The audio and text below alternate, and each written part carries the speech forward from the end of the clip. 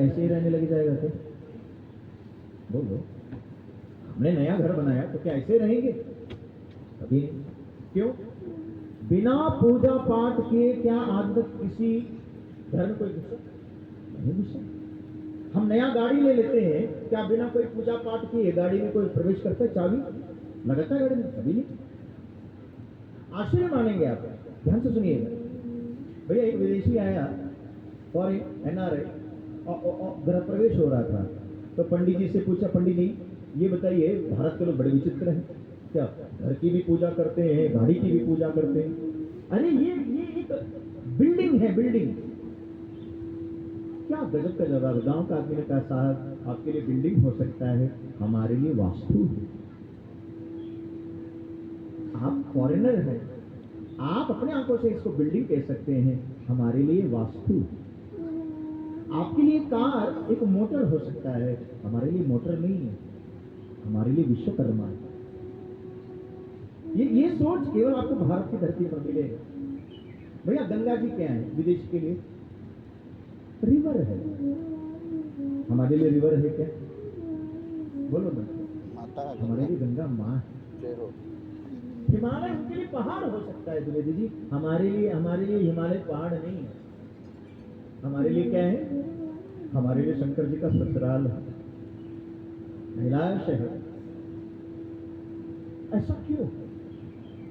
हम यहाँ भोजन भी करेंगे तो पहला पैर उठा करके भगवान को याद करके करते हैं। क्यों? उनके लिए फूड है, हमारे लिए फूड नहीं है। हमारे लिए क्या है? हमारे लिए अन्नपूर्णा है।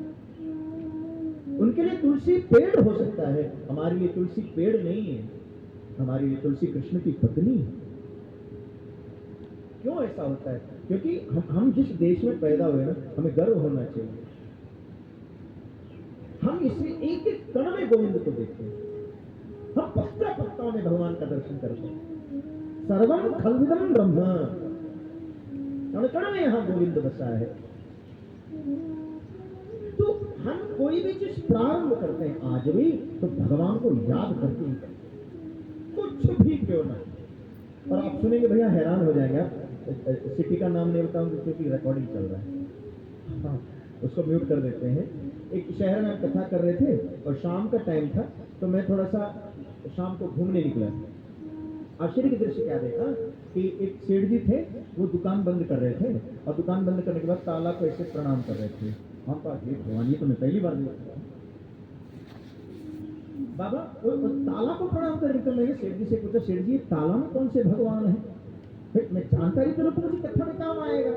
भाई हमने सुना है भोजन में अन्नपूर्णा है, इसमें वास्तु है, इसमें विश्वकर्मा है, तो ताला में कौन सा देवी देवता आ गया? हम जानते नहीं। तो सेठ जी भी कम नहीं है। सेठ जी ने हमसे कहा, पंडित जी ये ताला को हम इसलिए प्रणाम करते हैं, अगर ये टूट गया तो हम लूट गए। तो ताला भगवान से हम कहते बचे रहे। हमने कहा बड़ा विचित्र आदमी।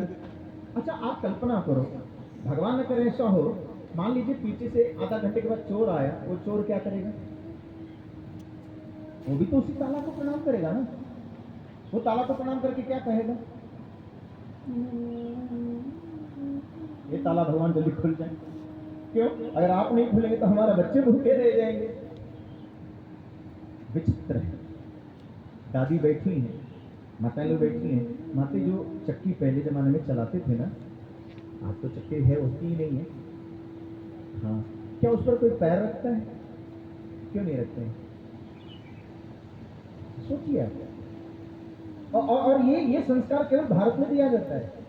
चौकी पर हम पैर नहीं रखते, चाक जिसको कहते हैं आपकी भाषा में जो भी बोलते हैं।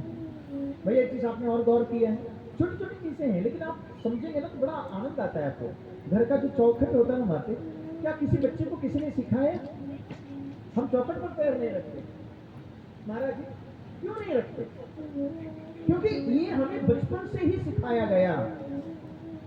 चौखट नहीं है, वो भगवान नरसिंह है, नरसिंह भगवान बैठे। तो भगवान वेद व्यास जी सोच रहे हैं, हम इतनी बड़ी कथा करने जा रहे हैं, तो हम मंगलचरण में क्या करें? क्या हम राम को, क्या हम कृष्ण को, क्या हम शंकर को, हम किसको मनाएं? ये सोच सिर्फ भगवान वेद व्यास जी में हो सकता है। क्या गजब की चीज। भगवान भगवान वेद व्यास जी कह रहे हैं जन्मावश्य, मतलब तो बोले जन्म आदि से परे, आदि शब्द लगा करके भगवान वेद व्यास जी कह रहे हैं वो जन्म आदि से परे, वो न पैदा होगा, न वो चलता है, न वो खत्म होगा, सबको बना रहा है, सबको चला भी रहा है, और जिसका समय पूरा हो गया उसको वापस भी बुला लिया। अच्छा, आप अपना अपना घड़ी पर समय मिला लो, कितना समय हो रहा है? बाबा मेरी घड़ी में 4:06 हो गए, यानी कि नेट 1 घंटे की कथा निकल गई। ठीक है, 4:06 हो रहा है घड़ी। ठीक 4:06 पर मैं जौनपुर की नहीं, भारत की नहीं, पूरे दुनिया में कितने बच्चे पैदा हुए होंगे? कोई गिनती है? ठीक 4:06 पर जिस बच्चे को पैदा होना था वो ठीक 4:06 पर आ गया ना। और भैया केवल हम दोपहर वालों के बच्चे तो नहीं है, बच्चे तो सबके हैं। तो जिसको 4 बजे पैदा होना था वो 4 बजे पैदा हो चुका है।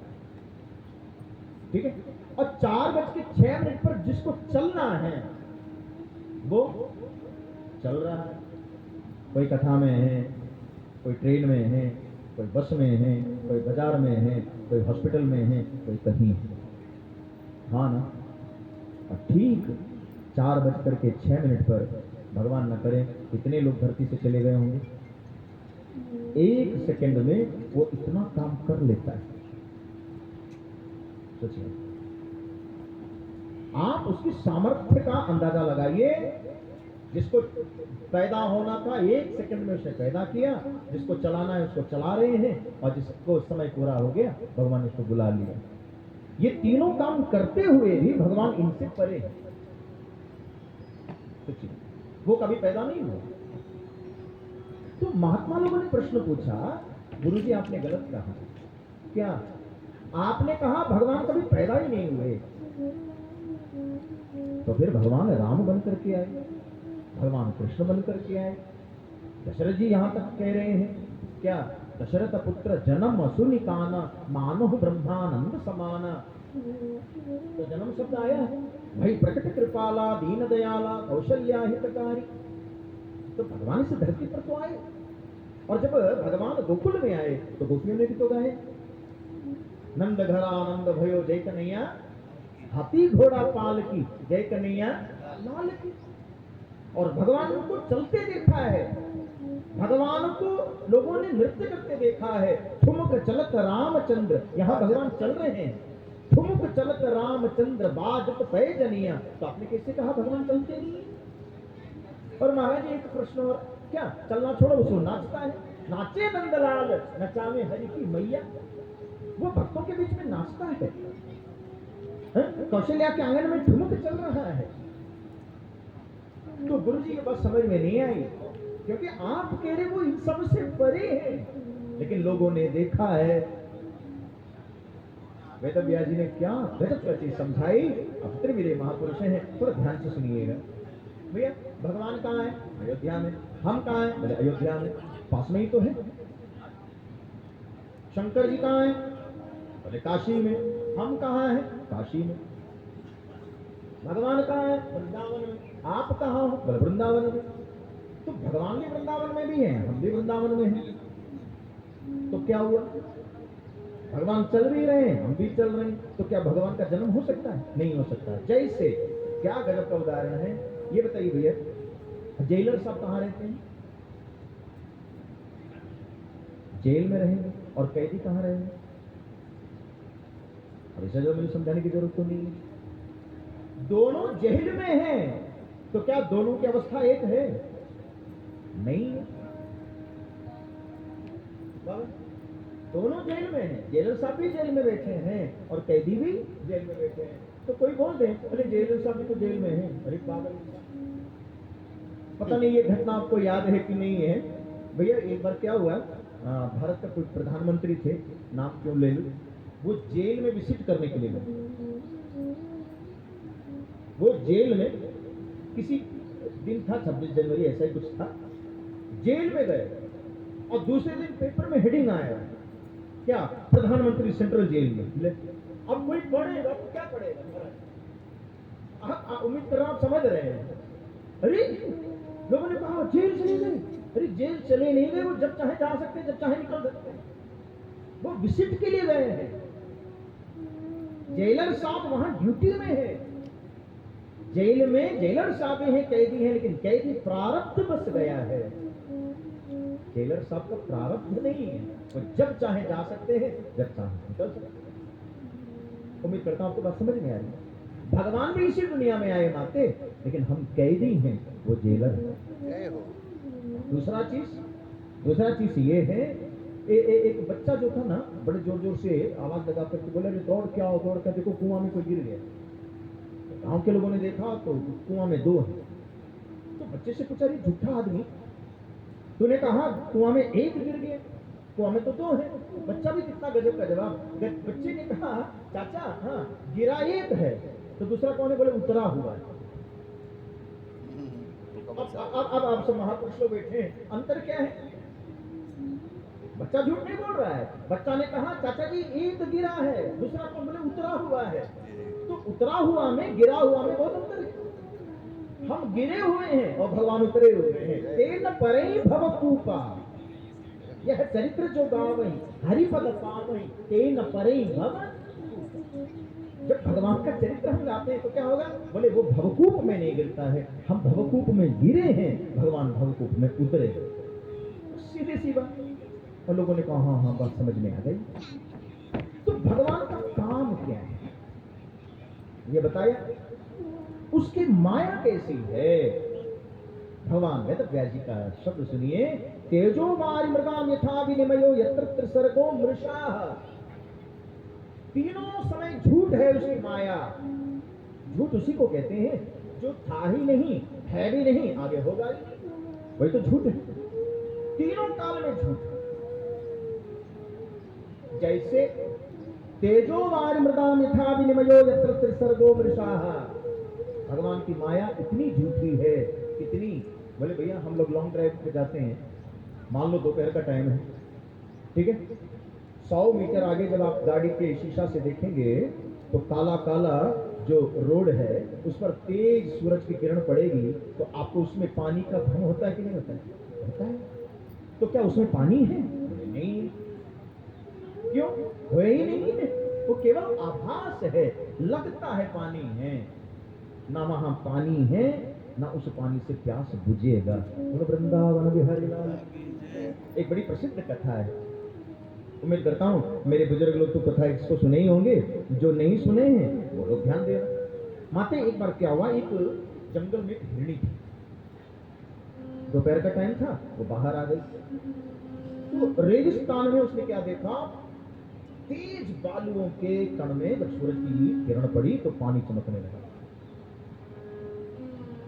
नतीजा क्या हुआ?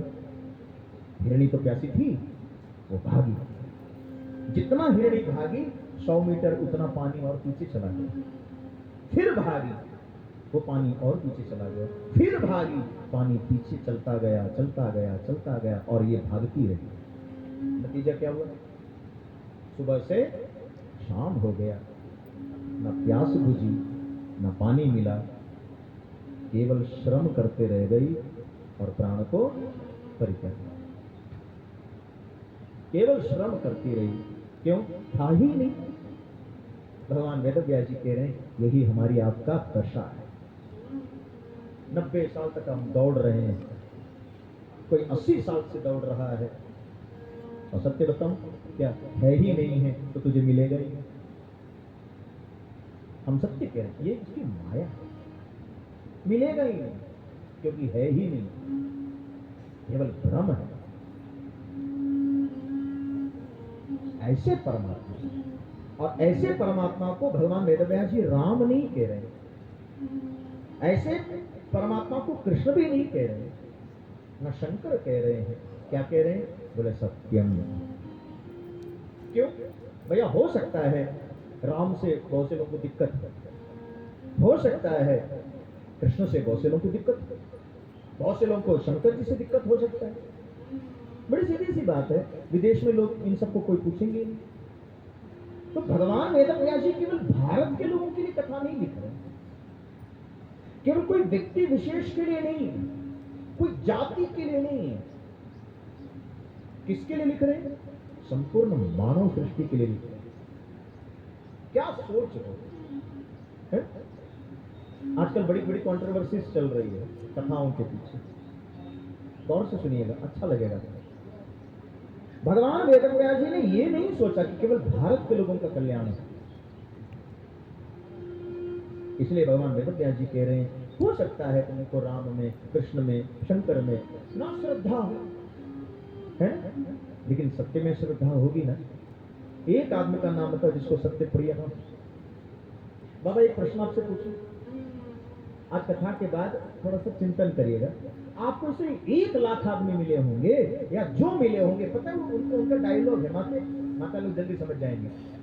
बात बात में कहते हैं, पंडित जी हम तो झूठ नहीं बोलते। हर आदमी के मुंह से आपको सुनने को मिलेगा, जो मिलेगा। कोई कहता है हम झूठा है। चतुर्वेदी जी बात बात में लोग कहते हैं, अरे महाराज हम बेईमानी नहीं करते, हम तो कभी झूठ बोले ही नहीं। जो मिलेगा आपको यही कहेंगे, हम झूठ बोलते नहीं। तो फिर ये बोलता कौन है? हम आज तक समझ ही नहीं पाए। अगर ये प्रश्न मैं आपसे पूछूं तो आप को यही कहेंगे ना, क्या पंडित जी हम थोड़े में झूठ बोलेंगे। तो ये झूठ बोलता कौन? चिंतन करिए। कोई बेईमानी करता ही नहीं तो आया कहां से? हमारी मजबूरी, हम भीतर से चाहते नहीं है झूठ बोले, लेकिन कलयुग है, समय है, कुछ हमारी लाचारी, कुछ हमारी मजबूरी है, नहीं तो हम सबको सत्य प्रिय है। और कोई बुरा मत मानिएगा, ठीक है? कथा है, आपको वास्तविकता तक ले चलना मेरा धर्म है।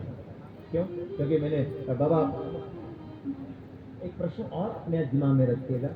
सत्यनारायण की कथा है ना? सब सुनते हैं, सबने सुना है, तो फिर फायदा क्यों नहीं हुआ? बस एक इस दौर से सुनिएगा, जितने भी मेरे बुजुर्ग लोग बैठे हैं, न सुनने वाले को सत्य से लेना देना है, न पंडित जी को सत्य का बोध है। अब बताओ, न पंडित जी को सत्य का बोध है, न सुनने वाले को बोध है। बस केवल एक कोटा पूरा हो गया सत्यनारायण की कथा। न बोलने वाले को सत्य है, न सुनने वाले के अंदर सत्य है। बस एक कर्मकांड बन करके रह गया। जिस दिन बोलने वाला सत्य के साथ बोले और सुनने वाला सत्य के साथ सुने, फिर से सत्यनारायण की कथा तो फायदा करती है ना। से हम सही कह रहे हैं, ये सत्य है। आप इस पर चिंतन करिए बैठकर। 3 घंटे की कथा है सत्यनारायण की। बोलने वाले के अंदर सत्य हो, सुनने वाले के अंदर सत्य हो। यहाँ ना सुनने वाले में है, ना सुनने वाले में। इसलिए हमारा धर्म क्या है? सत्य है।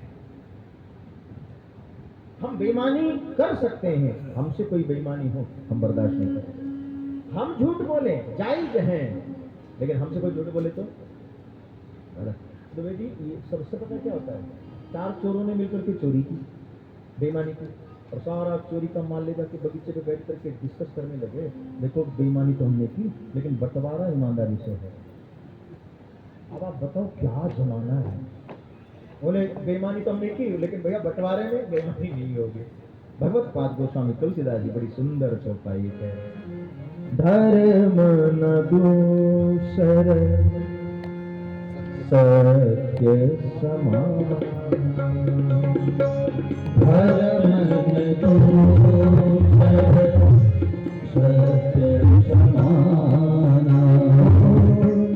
आगम निदान पुराण बखान। सभी लोग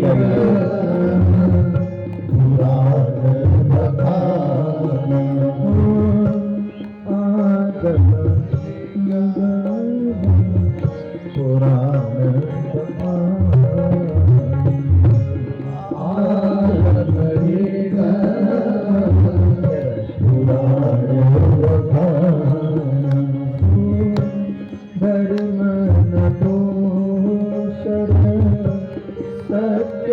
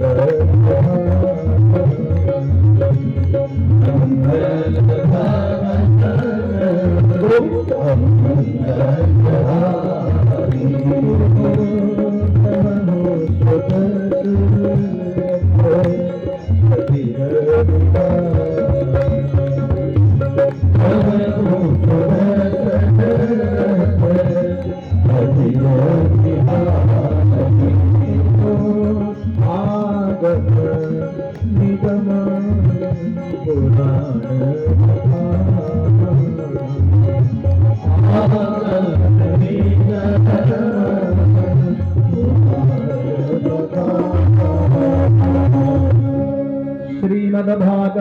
महामुनिकृते किं वा परैरीश्वरः सद्यो हृद्यवरुध्यते प्रकृतिभिः शुश्रूषुविचक्षणात्। भागवत का दूसरा भगवान वेदव्यास जी स्वयं कह रहे हैं क्या? श्रीमद्भागवते महामुनिकृते किं वा परैरीश्वरः सद्यो हृद्यवरुध्यते प्रकृतिभिः शुश्रूषुविचक्षणात्। अभी हमने कोई कथा सुनी नहीं है। यह मंगलाचरण का दूसरा श्लोक। भगवान वेदव्यास जी क्या कह रहे हैं? आपने मन में संकल्प लिया क्या हमें भागवत सुनना है? हाँ, बस भगवान आ गए आपके दिल में। बोलो वृंदावन। धरती पर एकमात्र भागवत है भैया जिसमें केवल व्यक्ति सोच लिया कि हमें कथा सुनना है, कृष्ण उसके हृदय में आ गए। सद्यो हृदय शुश्रूषुविचक्षणात्। उसी समय भगवान हृदय में अवरुद्ध हो जाते हैं। अवरुद्ध होना मतलब फंस गए, आए नहीं हैं, आए हैं तो चले भी जाएंगे, फंस गए हैं अब निकल नहीं पाएंगे। वृंदावन बिहारी लाल।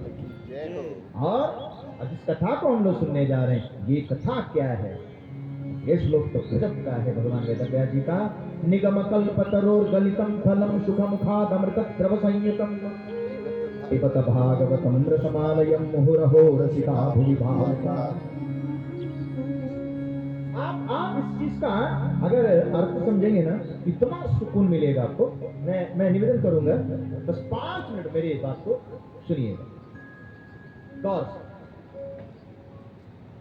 भैया इस समय चारों तरफ आम है, सीजन है ना आम का। बाबा पता है क्या हुआ? एक बहुत बड़ा आम का बगीचा था, मान लो 10 बीघा, मात्र 10 बीघा का आम का बगीचा है और फल एकदम लगा हुआ है, तैयार है, पेड़ पर ही आम पक चुका है। ऐसा बहुत बड़ा बगीचा आप कल्पना करिए। और अचानक क्या हुआ? उस आम के बगीचे के ऊपर से एक गिद्ध उड़ा, गिद्ध। और जैसे ही वो गिद्ध घूमते घूमते आकर के सीधे आम के उस डाल पर बैठ गया, जिस डाल पर ढेर सारा आम तैयार था। बैठा कहाँ है? बगीचे में। चारों तरफ क्या है? आम का फल। समझ रहे हैं ना सिचुएशन? अब आप जितने लोग बैठे बताइए, क्या गिद्ध की नजर आम पर है? अरे सिर ऐसे कुछ तो बोलो। नहीं है। क्यों?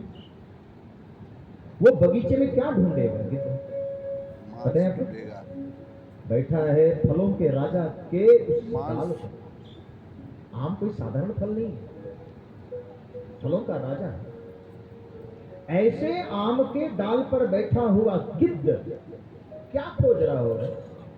उस बगीचे में उसको खाने के लिए कुछ मांस मिल जाए, उसका उदर पूर्ति हो। किस चीज से? बोले मांस से। ठीक है। अच्छा भैया, अगर उसी जगह पे कोई कबूतर उड़ करके आके बैठ गया तो वो क्या खोजेगा? दाना। कबूतर की आदत, वो पूरे बगीचे में कबूतरी को खोजेगा। कबूतर कबूतरी को खोजेगा और कौन खोजेगा?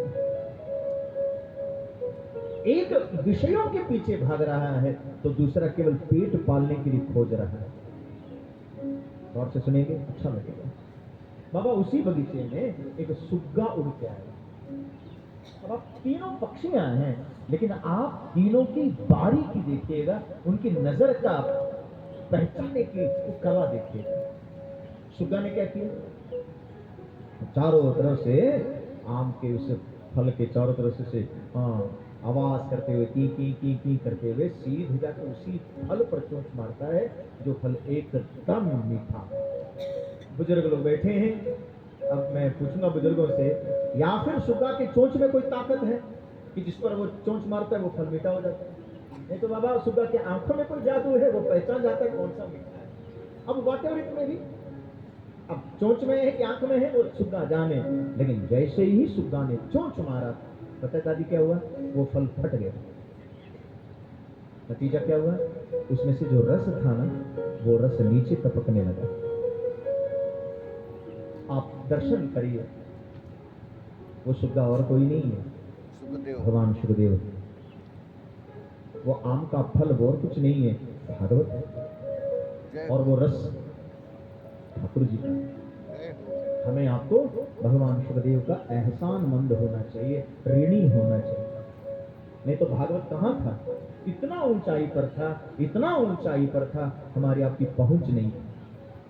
क्योंकि भागवत धरती पर अगर कोई लाए तो सुखदेव जी जिम्मेदारी से कह रहा हूं, क्योंकि भगवान ने ब्रह्मा जी को सुनाया, ब्रह्मा जी ने नारद जी को सुनाया, नारद जी ने भगवान वेदव्यास जी को सुनाया।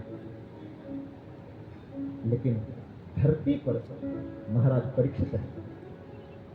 आप दर्शन करिए, महाराज परीक्षित को बहाना बना करके सुखदेव जी ने वो रस धरती पर उतारा। और हम कौन हैं? हम उस पेड़ के चारों ओर घूमती हुई छोटी छोटी चींटियां हैं। हमें आपको ये रस अगर मिला तो सुखदेव जी के चलते मिला। ध्यान से सुनिए, जहां कल कथा को विश्राम कराया था लेकर के चलूं। 88,000 शौनक आदि ऋषि विराजमान हैं। शौनक आदि ऋषियों ने भगवान का इस मंगलाचरण श्रवण करने के बाद सूत जी से प्रश्न पूछा। 88,000 शौनक आदि ऋषियों ने पूछा, हे सूत जी, हमारे अंदर 6 प्रश्न हैं। भैया 6 प्रश्न। और भागवत में कितना स्कंद है? 12। प्रश्न कितना है? बोले 6। तो समझ में आ रहा है? क्वेश्चन 6 है और सिलेबस तैयार हो गया 12 स्कंद का। पहला प्रश्न क्या है? हे सूत जी, आप हमें ये बताइए, प्राणी मात्र का कल्याण कैसे हो? हम सब जीव हैं। ये नहीं पूछा कि ब्राह्मणों का कल्याण कैसे हो जी, ये नहीं पूछा क्षत्रियों का कल्याण कैसे हो, ये नहीं पूछा हम वैश्यों का कल्याण कैसे करें। नहीं नहीं, क्यों? ये सब बाद में है। वस्तुतः हम जीव हैं, हमारा कल्याण कैसे, हम ऐसा क्या उपाय करें जिससे जीव मात्र का कल्याण हो। दूसरा, भगवान इस धरती पर अवतार क्यों लेते हैं? क्योंकि हमने महापुरुषों से सुना है, भृकुटि विलास सृष्टि लय होई। भृकुटि विलास माने भाव टेढ़ी करने मात्र से भगवान पूरा स्थिति, संहार, प्रलय सब कुछ कर सकते हैं। ऐसे भगवान इस धरती पर क्यों आए? क्या केवल रावण के लिए? गजब है हमारी कथाएं। तो महापुरुष कहते हैं रावण के लिए भी आए, भी लगाया है, रावण के लिए ही नहीं आए। भैया ही में और भी में बहुत अंतर है। कंस को मारने के लिए आए तो महात्मा लोगों ने मुस्कुरा करके जवाब दिया, कंस को मारने के लिए भी आए, ही नहीं आए, उनके लिए ही नहीं आए। और मैं पूरी जिम्मेदारी से कह रहा हूं, विद्वान लोग पीछे बैठे हैं, अगर आज कोई व्यक्ति ने ये कहा हो कि ये पर्टिकुलर कारण से भगवान आए हैं, ऐसा हो ही नहीं सकता है। क्योंकि भगवान का अवतार कोई एक पर्टिकुलर रीजन से हुआ ही नहीं। एक काम करने के ना ना ना, अरे हमारी आपकी छोड़िए, भगवान शंकर से माता पार्वती ने पूछा, महादेव आपके नजर में भगवान क्यों आते? शंकर जी ने कहा, हम भी कोई कंफर्म जवाब नहीं दे सकते। तो माता जी इतनी चतुर हैं, पार्वती जी ने अपना प्रश्न को थोड़ा सा घुमा दिया। क्या? पार्वती जी पूछ रहे हैं, महादेव मुझे पता है आप जवाब देने में संकोच कर रहे हैं, आप अपनी मान्यता बताइए, भगवान आते क्यों हैं? शंकर जी क्या कह रहे हैं? हरि अवतार हेतु जेहि हो, हरि अवतार हेतु जेहि हो, हरि अवतार हे तुझे हो